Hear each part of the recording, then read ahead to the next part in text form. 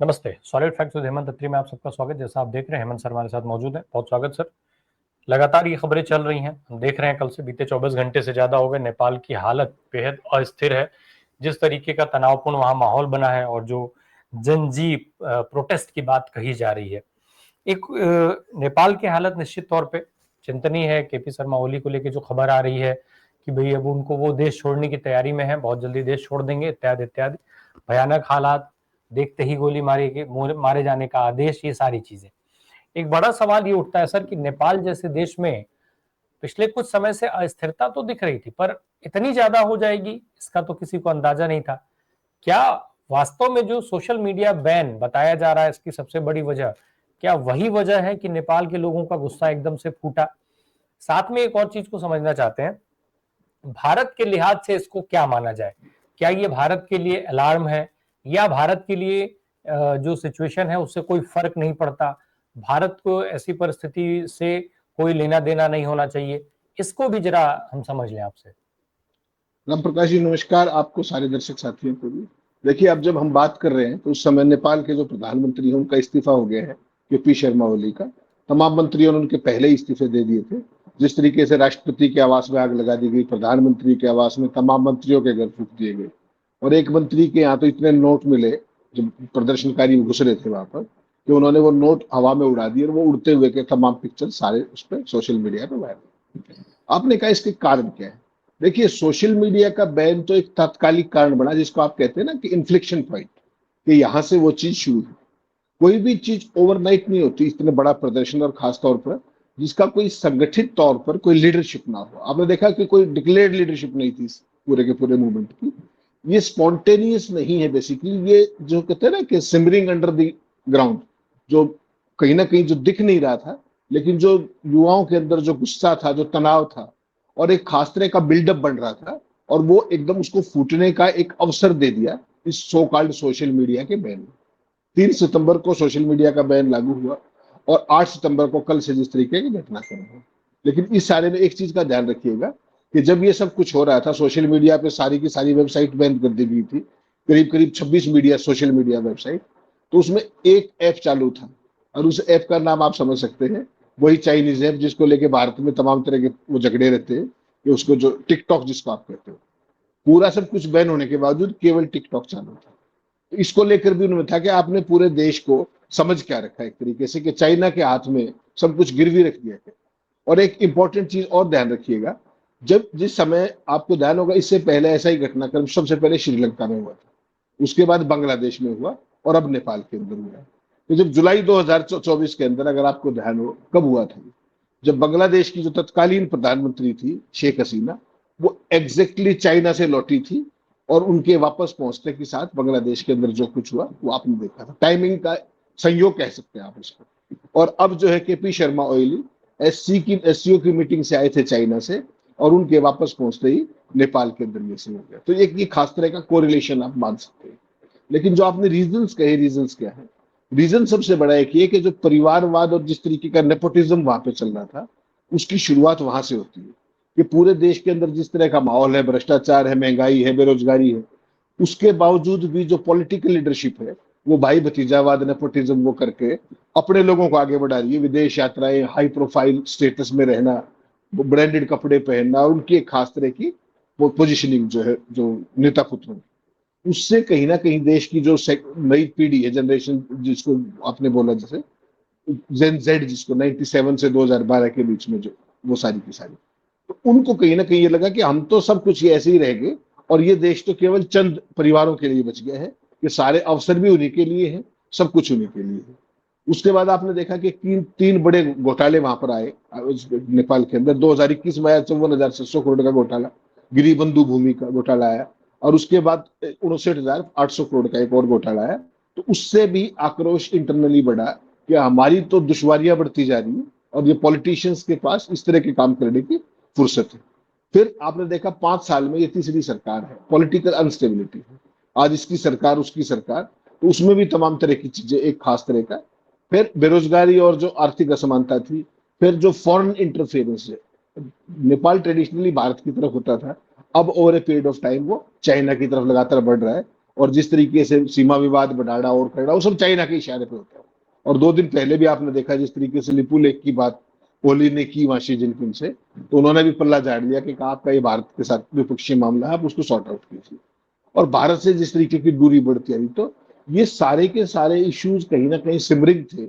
और उन सबको जो एक होता है ना एग्जिट मिला, वो एग्जिट मिला यहाँ से कि भाई अब जो एकजुट होने का तरीका होता है ना, एक एकजुटता मिली यंग जनरेशन को कि भाई आपको जो उसको सारी की सारी सोशल मीडिया को आपने बैन किया, उससे वो इन्फ्लेक्शन पॉइंट है। सारे देश के युवा सड़कों पे आ गए, संसद के अंदर घुस गए, राष्ट्रपति भवन के अंदर, प्रधानमंत्री के यहाँ, और सारी चीज 19 लोग कल ये मारे गए।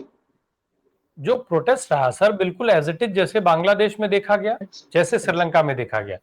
ये और सर ये सारी चीजें भी क्लियर हैं कि जहां जहां चीन की दखलंदाजी बढ़ी वहां ये सारी चीजें हुई। आज भारत जिस तरीके से चीन से करीब जा रहा है, जिस तरीके से चीन पर डिपेंड हो रहा है, या अब चाहे उसको अमेरिका के विरोध में कह लीजिए जैसा मेन स्ट्रीम मीडिया बता रहा है, या जैसा सत्ताधारी दल बता रहा है कि हमने अमेरिका को कितनी बुरी तरीके से जवाब दिया है, अमेरिका घुटनों पर आ गया है और वो चीन की तरफ बढ़ा। तो हम क्या इस खतरे को भाप नहीं पा रहे हैं? नेपाल प्रोटेस्ट में अगर चीन का हाथ है कि नहीं है, एक तो पहले जरा इस पर हम आपसे समझें, और दूसरा क्या भारत इस खतरे को भाप नहीं पा रहा है क्योंकि भारत के लिए ये जरूरी नहीं है, या फिर कोई और रास्ता नहीं है सत्ताधारी दल के पास सिवाय चीन के करीब जाने के? नहीं रामप्रकाश, देखिए इस समय जो सरकार है वो चाइना की फ्रेंडली है, तो वो कभी भी जो चाइना है, चाइना उसको डिसलॉज नहीं कराना चाहेगा। ये तो इंटरनल रीजंस थे बेसिकली, जिसके कारण वो सारा सारा जो है गुस्सा पनपा सरकार के खिलाफ। जो देश का यूथ है वो इस बात के जरूर खिलाफ था कि आप जरूर से ज्यादा चाइना के करीब जा रहे हैं, और चाइना हर एक देश जिसके साथ उसकी दोस्ती है उसको कर्ज के भंवर में फंसा करके उसको एक अप्रत्यक्ष तौर पे अपनी आर्थिक गुलामी की तरफ ले जाता है, कोलोनिज्म की तरफ ले जाता है खास तरह का। आजकल वो तो रहा नहीं पहले वाला कि भाई देश पर भौतिक तौर पे भौगोलिक तौर पे कब्जा किया जाता है, तो आजकल आर्थिक संप्रभुता पर चोट की जाती है। और आपने पूरे साउथ एशिया में देखा होगा, जो भी भारत के जितने भी पड़ोसी दोस्त थे वो आज सारे के सारे पूरी दुनिया में तमाम देखा, आप देखिए ग्लोबल साउथ के, वो चाइना के कर्ज में डूबे हुए बहुत बुरे तरीके से। तो नेपाल की भी हालत कोई बहुत अच्छी नहीं है, और ये केपी शर्मा ओली तो लगातार चीन की तरफ अपने हाथ बढ़ा करके और चाइना के साथ लगते जाते हैं। तो चाइना तो उसको डिसलॉज नहीं करेगा। चाइना से मित्रता के कारण यंग जनरेशन के अंदर जरूर इस बात का गुस्सा था कि देखिए सारी की सारी सोशल मीडिया वेबसाइट वो कर दी है बैन, और केवल अकेले टिकटॉक फिर क्यों चल रहा है। तो ये एक खास तरीके का गुस्से का एक ये भी कारण जो आपको अपेरेंटली दिखेगा। बेसिकली क्या है कि चाइना की जो जो एक्सपेंशन जिसको आप बोलते हैं ना, विस्तारवादी जो नीति है, वो 2 तरीके की है। जिनके साथ उसका बॉर्डर डिस्प्यूट है, तमाम देशों के साथ उसका, तो आपको पता है ट्रेडिशनली तो रशिया के साथ भी उनका डिस्प्यूट था, और जितने भी देशों के साथ उनकी सीमा लगती है सबके साथ उनका डिस्प्यूट है। यहाँ बेसिकली क्या है कि जो ये छोटे देश हैं इनको चाइना एक वेपन के तौर पर यूज करने के लिए इनको इतना कर्ज देता है, इनकी सारी मार्केट को एक्सप्लोर करने के लिए, उसको एक्सप्लॉइट करने के लिए वो सारी चीजें करता है। तो बांग्लादेश के अंदर भी कारण बहुत दूसरे तरीके के थे, यहाँ वो बहुत कारण दूसरे तरीके के थे। ये जरूर था कि बांग्लादेश में जो खेल हुआ उसके पीछे कहीं ना कहीं अमेरिका और सीए का हाथ जरूर माना गया था उस टाइम पर, हालांकि उसको कोई ऑफिशियली वो नहीं करेगा, लेकिन अल्टीमेटली इसमें आप देखेंगे कि बहुत सारी चीजें अभी बाहर आनी है बांग्लादेश के मामले में, जिसमें सीधा सीधा आपको परोक्ष रूप से, प्रत्यक्ष तौर पर तो कभी नहीं होता, परोक्ष तौर पर उसमें अमेरिका की कहीं ना कहीं बैकिंग थी जो बांग्लादेश का मामला था।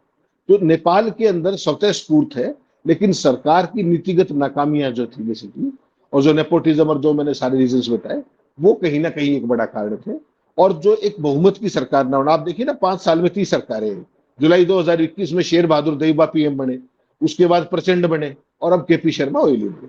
तो एक लीडरशिप की कंटिन्यूटी ना होना भी, वो भी अपने आप में एक संकट की बात थी, जिससे यूथ कहीं ना कहीं मतलब अपने आप को वो महसूस कर रहा था कि भाई जो हमें चाहिए वो नहीं मिल रहा। सारा का सारा जो चीज है, जो देश के संसाधन है, जो सब कुछ है, वो कुछ कुछ तब चंद पॉलिटिकल फैमिलीज के लिए बच गया है, ऐसा उनका मान के तब वो सारे के सारे लोग सड़कों पर यंग जनरेशन आई।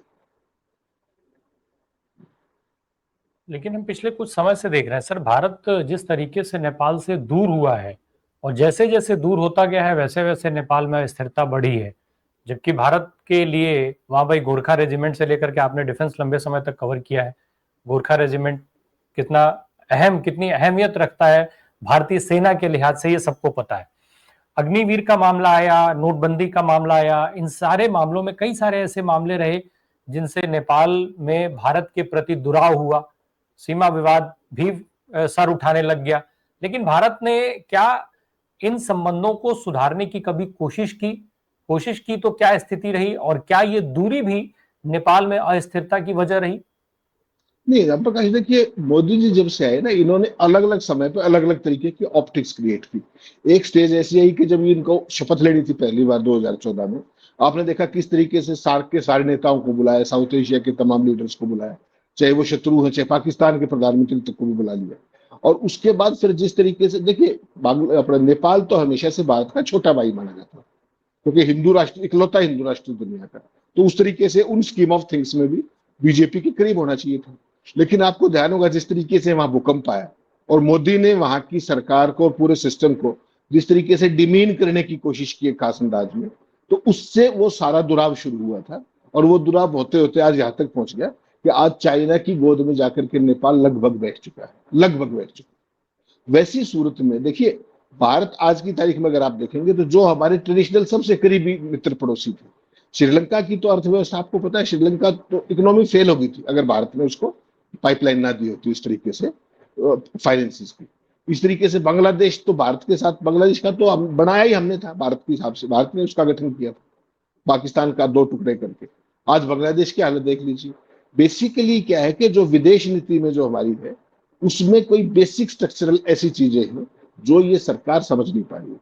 या तो वो हमेशा बड़ों के साथ रह करके, जो वेस्टर्न जो लोग हैं, यूरोपियंस हैं, अमेरिकन हैं, दूसरे हैं, उनके साथ फोटो खिंचा के ज्यादा खुश होते हैं मोदी जी, खिंचाते फोटो ही, उसके अलावा कोई काम करते हो, कोई सीरियस बाइलेटरल, ट्राइलेटरल, मल्टीलेटरल बातचीत करते हो, ऐसी तो कोई गंभीर बात करते हो उनको कभी सुना नहीं। उस सारे में ना तो वो आपको मिले, और ये पड़ोसी भी गवा दिया आपने। आज आपका पड़ोस में कोई नाम लेने वाला हो तो बता दीजिए, भूटान से लेके, बांग्लादेश से लेकर के म्यांमार के अंदर आजकल आज मिलिट्री रूल है, तो कोई आपका पड़ोसी बचा हो तो सारे के सारे चाइना के फोल्ड में जा चुके हैं। और अमेरिका जो कुछ कर रहा है वो आपके सामने है। आज फिर कह दिया ट्रेड सलाहकार ने कि भारत को 1 महीने के अंदर माफी मांगनी पड़ेगी। कल परसों एससीओ में जा रहे थे मोदी जी, अब ब्रिक्स की सम्मेलन में भी पीछे जाके आए थे। अब लूला ने ब्रिक्स सम्मेलन कल बुलाया, उसमें मोदी जी गायब हो गए। क्यों? कि कहीं ट्रंप नाराज ना हो जाए। तो वही बात है, तो अभी ब्रिक्स में ब्राजील जाकर के आए थे, अब उन्होंने दोबारा बुलाया तो मोदी जी गायब हो गए। यही सबसे बड़ी समस्या है। भारत की सरकार करना क्या चाहती है, दिखाना क्या चाहती है, सोचती क्या है, बताती क्या है, दिखाती क्या है, उस सारे का जो एक ये जो सारे कंफ्यूजन है, वो हर जगह आपको दिखाई देता है। चाहे वो पड़ोस का मामला हो, चाहे दूर का मामला हो, वेस्ट का मामला हो, किसी के साथ में संबंध का मामला हो, जब क्लैरिटी ना हो आपकी, तो इस तरह का असमंजस होता है। अब जयशंकर को बिठा दिया हुआ, जयशंकर एससीओ में नहीं थे, जबकि चाइना के सबसे पुराने एक्सपर्ट हमारे वो। तो इस सरकार में हो क्या रहा है, ये केवल मोदी जी बता सकते हैं, इसके अलावा कोई बता नहीं सकता। विदेश नीति के फ्रंट पर क्या नीति है हमारी, है भी या नहीं, या उस विदेश नीति को एक चेहरा नीति बना दिया है, या केवल मोदी के ऊपर टिक के रह गई कि जो उनको अच्छा लगे वो ठीक है, बाकी कोई बात नहीं। लेकिन विदेश नीति ओवरनाइट नहीं हुआ करती, कंटिन्यूएशन में होती है। सरकारें बदलने से विदेश नीति नहीं बदला करती। लेकिन ये सरकार पहली आई है जो 75 साल की विदेश नीति को इन्होंने चंद सालों में अपने हिसाब से ऐसा गड़बड़ कर दिया कि कहीं कुछ ना उनको भी कुछ नहीं सूझ रहा कि किस दिशा में जाना है। ये सबसे बड़ी अनफॉर्चुनेट बात है। एक और चिंता जाहिर की जाती है सर, जब भी अड़ोस पड़ोस में कहीं कुछ इस तरीके का बवाल होता है तो एक चिंता जाहिर की जाती है भारत के प्रति। लेकिन चूंकि भाई भारत का ही लोकतंत्र एक ऐसा लोकतंत्र रहा है जो अब तक बिल्कुल ठोस उस तरीके से दिखाई दिया है, बाकी हर जगह तमाम सारी चीजें देखी गई दुनिया के तमाम देशों में।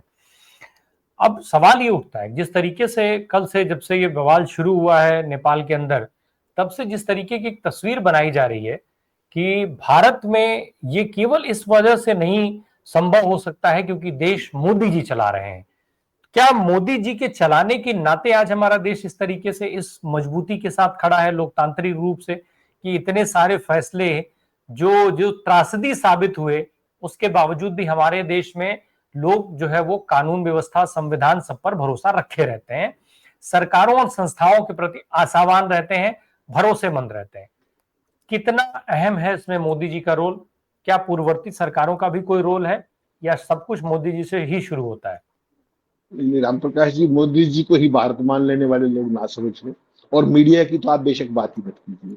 उनको तो दुनिया में कहीं कुछ भी हो जाए, डंका मोदी का ही बजाना है। इसको आप बिल्कुल स्पष्ट रखेगा दिमाग में। जिस तरीके की आर्टिकुलेशन कल रात से चली थी कि भारत को तो मोदी ही बांधे हुए हैं, 1947 से लेकर के आज तक भारत का ये करेक्टर ही नहीं है कि वहां इस तरह की चीजें हों। क्यों? क्योंकि हमारे संविधान निर्माताओं ने ऐसी व्यवस्था बनाई कि उसके अंदर जो इंस्टीट्यूशंस थे हमारे, वो कॉन्स्टिट्यूशन ड्रिवन थे, वो किसी इंडिविजुअल ड्रिवन नहीं थे। अगर मोदी जी का इसमें कंट्रीब्यूशन देखेंगे तो वो निश्चित तौर पे आज तक का सबसे नेगेटिव कंट्रीब्यूशन कहीं ना कहीं। एक आप इंदिरा गांधी के टाइम की इमरजेंसी की घटना को अगर आप हटा दें, उस समय भी वो सारी की सारी प्रवृत्तियां थी, आज वो उससे कई गुना बढ़ करके बोल रही है। उस समय क्या था? देखिए, भारत चूंकि एक बड़ा देश है और उस सारे देश, अब नेपाल तो छोटा सा देश है, वहां पर जो आंदोलन था छात्रों का, यूथ का, ये तुरंत प्रभाव से मेटलाइज हो गया। ऐसे ही बांग्लादेश में भी।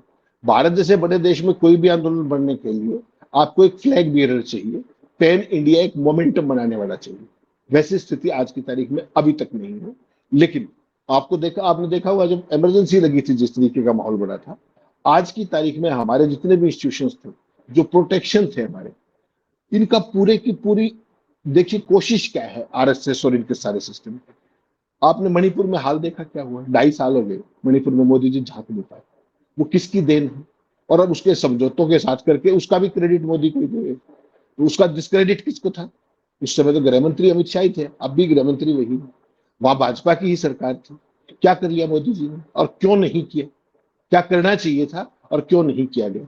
और अब किस तरीके से उनके साथ एग्रीमेंट कर रहे हैं? आपको एक बेसिक डिफरेंस समझना पड़ेगा राम प्रकाश जी। बड़ा देश होने के नाते कॉन्स्टिट्यूशनल सारी की सारी मशीनरी के सिस्टम में होने के कारण भारत में उस तरह की चीजें संभव नहीं थी। लेकिन अब आप देखिए, भाषा देखिए इन लोगों की। मोदी की सेना ने पाकिस्तान का ये कर दिया, मोदी ने वो कर दिया जाकर के। मोदी के फोटो शॉट देखिए, हाथ में पायलट की हेलमेट और तमाम फाइटर पायलट की हेलमेट, हर चीज को मोदी सेंट्रिक। और उस सारे काम को कौन कर रहा है? उसको मल्टीप्लाई इफेक्ट कोई देता है तो उसका नाम है ये पोमेरियन मीडिया। सुबह से रात तक कहीं कुछ हो जाए, मोदी ने ये कर दिया। लेकिन आज जैसा आपने कहा कि नोटबंदी के समय देश का हाल देखा आपने, उसके बाद जो आपने लॉकडाउन के टाइम पे जो हालत देखी, किसान आंदोलन के दौरान देखा, आप देखिए उन्हीं मशीनरी का प्रयोग भी कर सकते हैं, दुरुपयोग भी कर सकते हैं। पंजाब और हरियाणा के किसानों को दिल्ली की सीमा में एंटर नहीं करने दिया, सारी की सारी पैरामीटर लगा के। क्या वो आतंकवादी थे? कोई जवाब दे सकता है इसका? तो धीरे धीरे जो हमारे जो इंस्टीट्यूशंस थे, चाहे वो पुलिस थी, चाहे वो जुडिशरी है, जांच एजेंसियां हैं, धीरे धीरे उसको एक व्यक्ति की उसके रूप में इस्टेब्लिश करने की कोशिश की जा रही है इस पोमेरियन मीडिया के द्वारा, संवैधानिक स्कीम ऑफ थिंग्स से ऊपर उठाकर।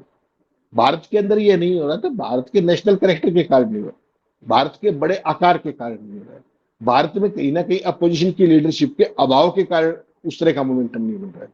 बड़े देश के लिए एक बड़ा नेता चाहिए ही चाहिए मोबिलाइजेशन के लिए, वो यहाँ पर फिलहाल नहीं है, वैसी परिस्थितियां नहीं। लेकिन अगर आप मोदी की बात करेंगे तो मोदी तो सबसे ज्यादा इस, अगर कोई कंट्रीब्यूशन जो होगा आज की तारीख में होगा ही उनका। जिस तरीके से धर्म के आधार पर विभाजन की कोशिश की जाती है, ये तो चैंपियन ही वर्टिकल डिवीजन के हैं, और तो कुछ इनको सिखाया नहीं जाता। तोड़ने के चैंपियन है, जोड़ने का तो इनको पता नहीं। उस सारी सूरत में ना हम पड़ोस में कहीं कुछ कर पा रहे हैं, विद इन दी कंट्री आप देख लीजिए, कितने दिन से पंजाब के अंदर बाढ़ थी, आज मोदी जी जाकर जाने से पहले ट्वीट लिखा है, अब तक पंजाब वही था। क्या चवन्नी का कोई मदद की है क्या? हिमाचल कितने दिनों से बाढ़ की रिस्क विभीषिका से, बादल फटने से, आज जाके मोदी जाके हिमाचल पिछले 1 महीने से किन हालात में आपको ही पता है। जम्मू कश्मीर की जो हालत है बारिश के कारण, बाढ़ के कारण, पंजाब में 23 जिले, 23 के 23 जिलों में बाढ़ पीड़ित थे। कोई 1 नया रुपया दिया हो तो बता दीजिए। 60,000 करोड़ तो उनके अपने हिस्से का पेंडिंग है जो केंद्र सरकार से दे। और आज सुबह से ट्विटर पे वही ट्रेंडिंग कर रहा है। मोदी जी को वहां जाने में इतनी देर क्यों लगी? और रविशंकर प्रसाद क्या कह रहे थे परसों, अगर आपने सुना हो तो, कि राहुल गांधी के पिक्चर मलेशिया में मिल गए तो राहुल गांधी मलेशिया में नहीं, उनको पंजाब में होना चाहिए। भाई राहुल गांधी तो पुलवामा से लेके पहलगाम से लेकर के हर जगह होते हैं, उनके मृतकों के घर भी होते हैं। मोदी जी कहाँ होते हैं जरा ये भी तो बता दीजिए, उनकी भी कोई जिम्मेदारी होगी। तो राहुल को तो होना चाहिए था पंजाब के अंदर, और मोदी को नहीं होना चाहिए था पहले, हिमाचल में नहीं होना चाहिए था। चूंकि वहां चुनाव नहीं है फिलहाल के लिए, तो उनकी प्राथमिकताएं दूसरी, कभी बिहार में, कभी सांसदों को वाइस प्रेसिडेंट की वोटिंग का ट्रेनिंग दे रहे हैं वहां खड़े होकर के। प्रधानमंत्री का काम है। तो it's a government of misplace priority, जो हर चीज का देखिए क्रेडिट हमारा है।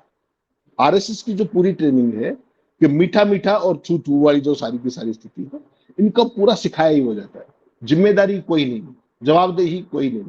कुछ अच्छा हो जाए सारी जिम्मेदारी हमारी, सब सारी चीजों के जिम्मेवार हम। अगर कुछ गड़बड़ हो जाए तो उस पर चर्चा ही मत करो। सिंपल सा एक फॉर्मूला है, इसको 11.25 साल से लगातार देश देख रहा है। किसी एक चीज की मोदी जी ने जिम्मेदारी ली हो। किसी नोटबंदी के बाद जो देश का हाल हुआ उसके लिए माफी मांगी, फाल्टी जीएसटी के लिए माफी मांगी, लॉकडाउन के लिए माफी मांगी, किसी चीज के लिए माफी मांगी, और बाकी सारा देश माफी मांगे। राहुल और तेजस्वी की स्टेज पे पहले कोई आकर के गाली दे जाए पिकअप ड्राइवर, उसके लिए राहुल और तेजस्वी माफी मांगे।